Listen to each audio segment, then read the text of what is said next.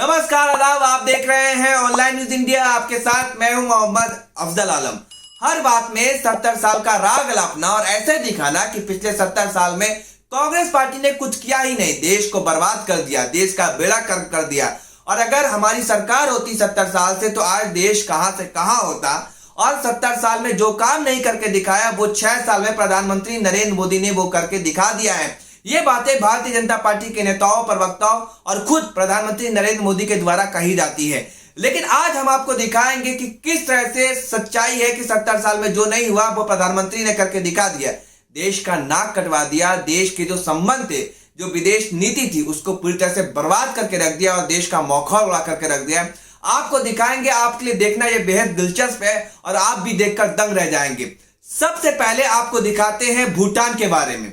भूटान, जब प्रधानमंत्री नरेंद्र मोदी पहली बार जब प्रधानमंत्री बने साल 2014 में प्रधानमंत्री पद की शपथ लेने के बाद उन्होंने पहली अपनी विदेश यात्रा के लिए जो चुना वो भूटान को चुना और भूटान को गए।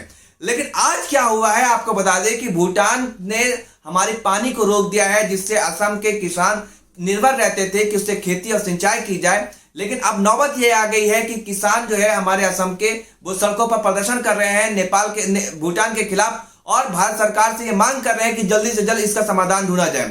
दरअसल साल 1953 से ये एक संधि थी जिसके तहत भूटान पानी देता था। भूटान जो है भूटान के पानी पर ही हमारे असम जिला के बक्सर जिला के लोग, वहां पे जो किसान है वो उस पानी से पर निर्भर रहते थे और खेती बाड़ी करते थे। लेकिन अभी क्या हुआ है कि नेपाल ने पानी को रोक दिया है, जिससे 26 गांव के लोग परेशान हैं और 6000 से ज्यादा किसान परेशान हैं और रोड पर है। वो अब क्या खाएंगे, कैसे करेंगे, अपनी खेती बाड़ी कैसे करेंगे, इसको लेकर काफी चिंता में है और वो प्रदर्शन कर रहे हैं भूटान सरकार के खिलाफ सड़कों पर। इसको लेकर खुद भारतीय जनता पार्टी के कद्दावर नेता सुब्रमण्यम स्वामी ने भी ट्वीट किया है। आप इस ट्वीट को देख सकते हैं आपके स्क्रीन पर कि वो कह रहे हैं कि देखिए, जो पहले चीन, नेपाल और भूटान भी ये हरकत दिखा रहा है और क्या कर रहे हैं हमारे देश के प्रधानमंत्री। ये बातें उनकी ही पार्टी के नेता सुब्रमण्यम स्वामी ने पूछा। तो ये तो भूटान की हरकत है, जिस भूटान को प्रधानमंत्री नरेंद्र मोदी ने प्रधानमंत्री बनने के बाद अपनी पहली विदेश यात्रा की थी, उसकी तरफ से ये हरकत हुई है। और इसके अलावा आपको ये भी बता दें कि इससे कुछ महीने पहले भूटान ने जो भारत के पर्यटक जाते थे भूटान, उनके लिए फ्री होता था, लेकिन अब वो टैरिफ भी बढ़ा दिया है विदेशी पर्यटकों को जाने के लिए। और खासकर भारत के जो नागरिक जो भूटान घूमने जाते थे उनसे काफी पैसे वसूले जाते हैं और सरकार के द्वारा ये टैरिफ भी लगाए गए हैं। तो अब भूटान के साथ रिश्ता क्या है, अब एक तरफ चीन, नेपाल, पाकिस्तान तो हमारा दुश्मन है ही सदियों का, और वहीं दूसरी तरफ भूटान जैसा देश भी हमें आग दिखा रहा है। और बांग्लादेश ने भी हमारे देश पर उंगली उठाई है। दरअसल आपको बता दें कि चीन ने बांग्लादेश से जो होने वाली सामान निर्यात है उसको एक संधि के तहत, एक समझौते के तहत ये कहा है कि आप निर्यात कीजिए, आपसे किसी तरह का कोई पैसा नहीं वसूला जाएगा। जिसको लेकर भारत ने इस पर यह कहा कि चीन की ये प्रलोभन की नीति है। जिसके बाद बांग्लादेश के विदेश मंत्री ने कहा कि ये भारत की संकीर्ण मानसिकता है। और इसके पहले जब नागरिकता संशोधन कानून भारत ने लाया था कि 3 देशों के अल्पसंख्यकों को, जैसे अफगानिस्तान, बांग्लादेश और पाकिस्तान के लोगों को नागरिकता दी जाएगी, उस पर भी बांग्लादेश ने कड़ी आपत्ति जताई थी, कड़ा विरोध किया था भारत का, और वहां से बयान तक आया था और ये कहा गया था कि जो आसामी जो बांग्लादेशी है आसाम में, उन सबको बाहर खदेड़ दिया गया था। जिसके बाद से ये काफी बड़ा हंगामा हुआ था। तो हमारे एक के बाद एक जो हमारा पड़ोसी देश है वो हमसे पिछड़ता जा रहा है। अब अगर नेपाल की बात करें तो नेपाल से कोई मैसेज कर सकता था कि नेपाल से इस तरह का रिश्ते खराब हो जाएंगे।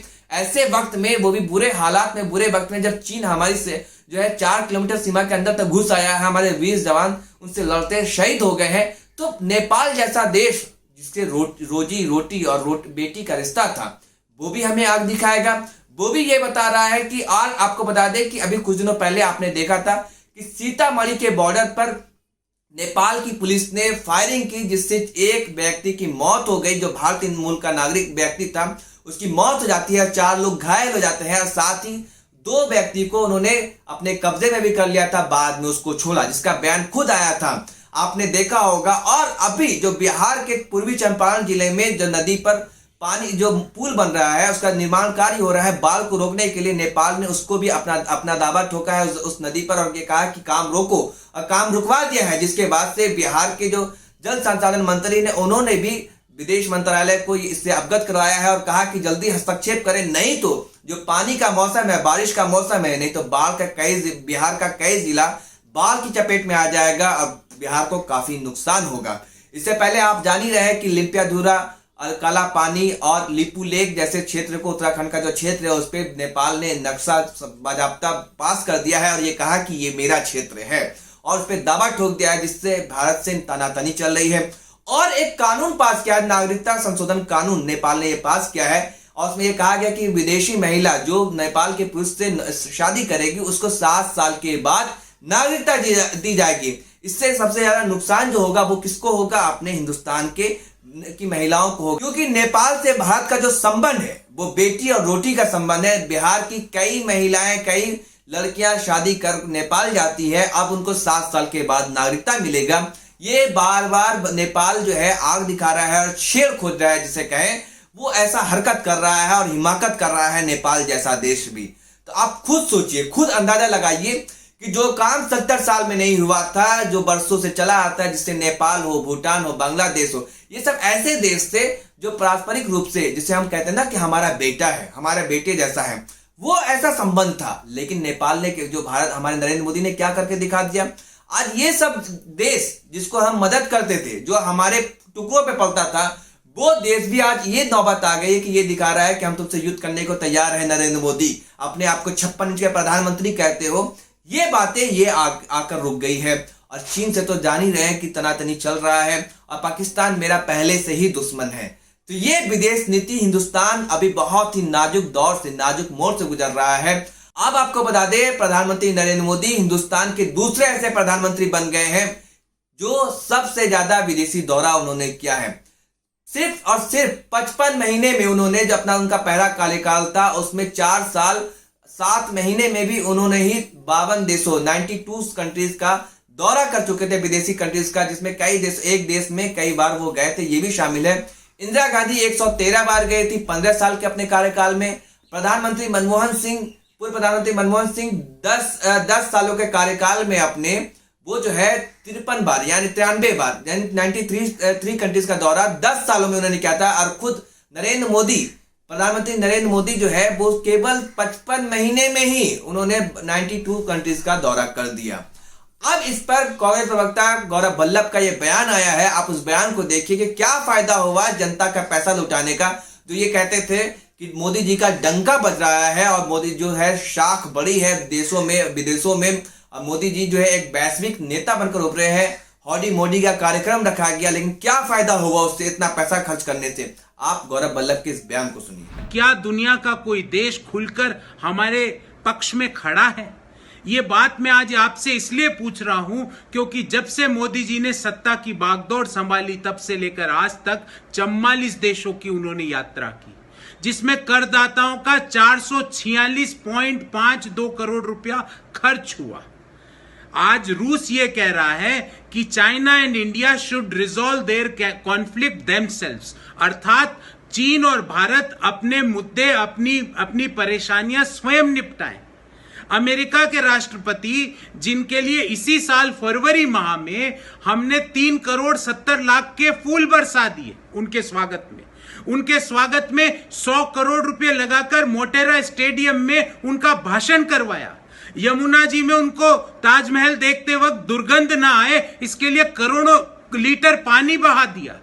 और हमको क्या मिलता है उसके बदले? हमको यह मिलता है कि HCQ की दवाई अगर एक दिन भी डिले हो जाती है तो रिटेलिएट जैसे शब्द सुनने पड़ते हैं। हमें यह मिलता है कि चीन के दुस्साहस पर अमेरिका अपनी चुप्पी धारण कर लेता है। और तो और छोड़िए, नेपाल जैसा हमारा मित्र देश आज भारत माता की भूमि को अपना भाग बता रहा है। दोस्तों, ये कौन सी कूटनीति है? इस 44 देशों की यात्रा से हमने क्या पाया? ये करदाताओं के 450 करोड़ रुपए के व्यय से हमने क्या हासिल किया? सोचिएगा जरूर। ये थे गौरव वल्लभ। तो देखा आपने कि किस तरह के आरोप और इल्जाम लगाए नरेंद्र मोदी पर, और आप खुद देख ले। अब मैं आपको बता रहा हूं कि कितना खर्च हुआ है प्रधानमंत्री नरेंद्र मोदी के दौरे पर। 2000 करोड़ से ज्यादा खर्च किया है नरेंद्र मोदी ने। ये तो मैं आपको पहले कार्यकाल का बता रहा हूं, जो 55 महीने में उन्होंने विदेशी दौरा किया था। और अब दूसरे कार्यकाल में उन्होंने मालदीव का दौरा किया, अमेरिका का दौरा किया, जहां पे हौडी मोदी का कार्यक्रम रखा गया। दिखाया था किस तरह से, देखा भारतीय जनता पार्टी के नेता प्रवक्ता दिखाया थे कि मोदी जी का डंका बज रहा है। अब देखिए मोदी जी की किस तरह से शान बढ़ाया है देश का। लेकिन आज कोई देश खड़ा नहीं है। जिस नेहरू को आप गाली देते थे, प्रधानमंत्री नरेंद्र मोदी जी और भारतीय जनता पार्टी के नेता, आपको बता दें कि जब कश्मीर भारत का हिस्सा बना था, उस वक्त हमारे जो अगेंस्ट खड़ा था, हमारे जो देश खड़ा था, वो महाशक्ति, दुनिया की महाशक्ति सारे देश हमारे अगेंस्ट था। उसमें से ब्रिटेन ले ले, चाहे अमेरिका ले ले, ये सभी देश भारत का मुखालफत कर रहा था। वैसे हालात में भी, वैसे स्थिति में भी, जब देश के पास कुछ नहीं था, देश को खोखला एक आजाद देश मुल्क मिला था, तो उस हालात में भी नेहरू ने इस देश को बनाया और यहां तक कांग्रेस पार्टी ने पहुंचाया कि आज और आपको बना बनाया देश मिला था, आप उसको भी नहीं संभाल पाए और नहीं रख पाए एकजुट। और ये नौबत आ गई है कि पड़ोसी, आज हमारे जितने भी पड़ोसी है वो हमें आग दिखा रहे हैं। कहा जाता है कि पड़ोसियों से रिश्ता इतना अच्छा रखो, क्योंकि ऐसे वक्त में जब बुरा वक्त आता है तो पड़ोसी ही काम देता है। जब आग लगेगी आपके घर पर तो पानी सबसे पहले पड़ोसी ही लाकर डालेगा, बाद में कोई आपके दूसरा जो आपका दोस्त है वो आएगा। इसलिए पड़ोसी से रिश्ता बेहतर रखने की कोशिश की जानी चाहिए। लेकिन आखिर क्या वजह है कि एक के बाद एक हर देश हमें वो बातें बोल रहा है और आंखें दिखा रहा है और हिमाकत ऐसी कर रही है? कहीं ना कहीं तो नजर आ रहा है कि हमारे प्रधानमंत्री की कूटनीति में और रणनीति में कमी है, जिसकी वजह से ये नौबत और ये दिन देखने को मिल रहा है। तो बेहतर यही होगा कि हमारे जो पिछली सरकार है उसके साथ बैठे, उससे समर्थन ले, उससे बातचीत करें और इस बात जो मुसीबत खड़ी हुई है देश के सामने, उससे निपटने के लिए एक खाका तैयार करें। वरना देश के लिए, जो देश का मुस्तकबिल है, वो बहुत ही अंधेरे में है। धन्यवाद।